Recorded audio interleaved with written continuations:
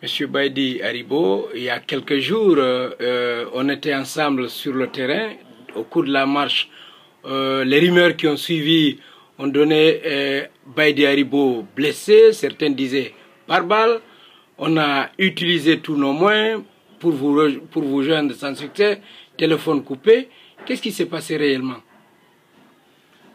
Merci mon ami de Guinée News. Comme vous m'avez vu, Dieu merci, je vais très bien. J'étais un peu, c'est vrai, secoué par ce qui s'est passé lors de la marche de jeudi passé.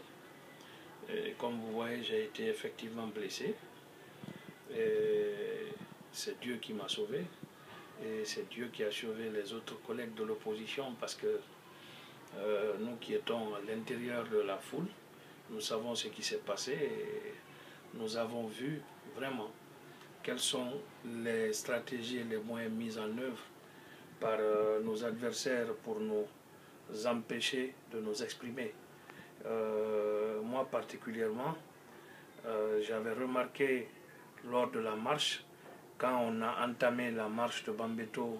Justement, vous avez remonté après les cellules d'Alain, vous êtes revenu avec un groupe de jeunes. Oui, tout à fait. On venait de Kaloum et on a ratissé de rond-point Bellevue jusqu'à Amdallah. Et de Amdallah, j'ai rejoint Selou et les autres au niveau de Carrefour Bambeto. À pied? À pied, bien entendu. Et vous avez vu comment la foule était derrière.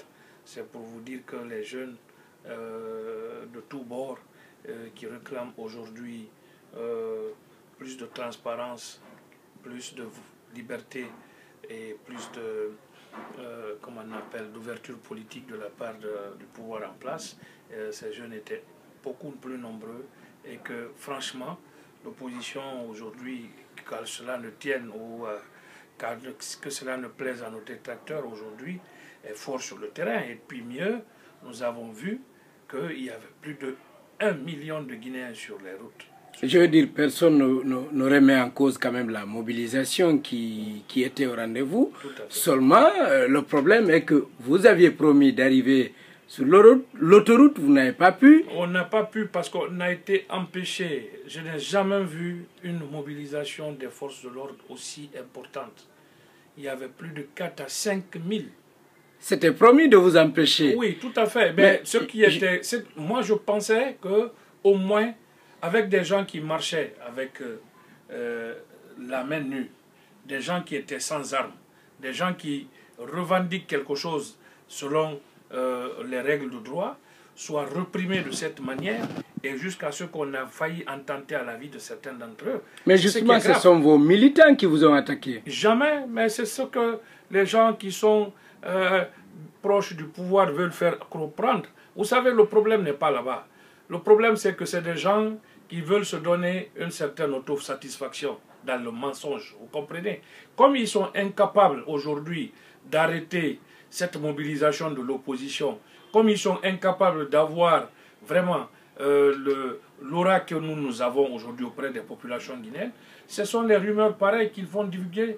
Comment se fait-il que l'opposition peut être attaquée par ses militants et que ces militants, après le départ des leaders, continuent à résister jusqu'à nos jours?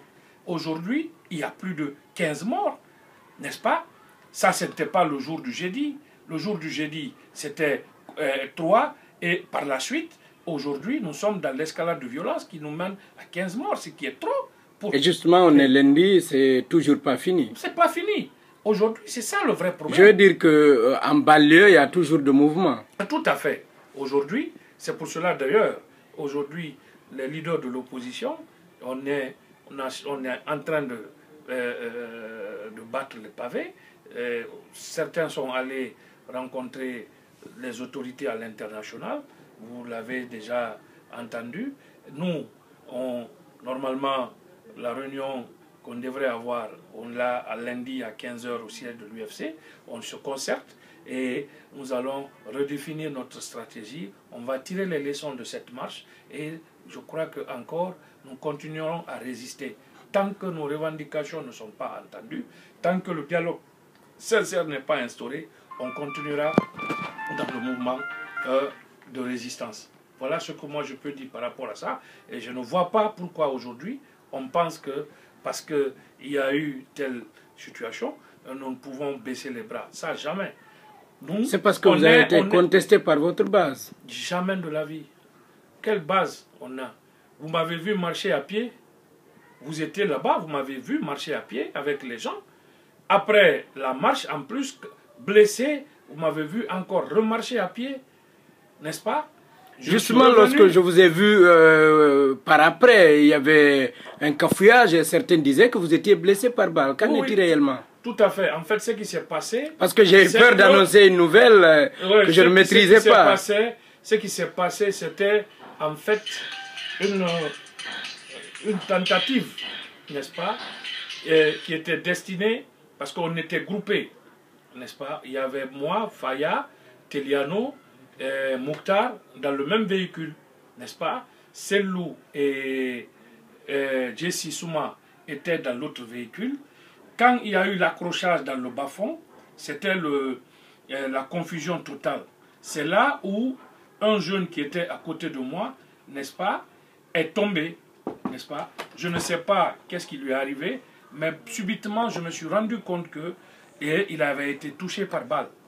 Et que moi, dans mon repli, n'est-ce pas,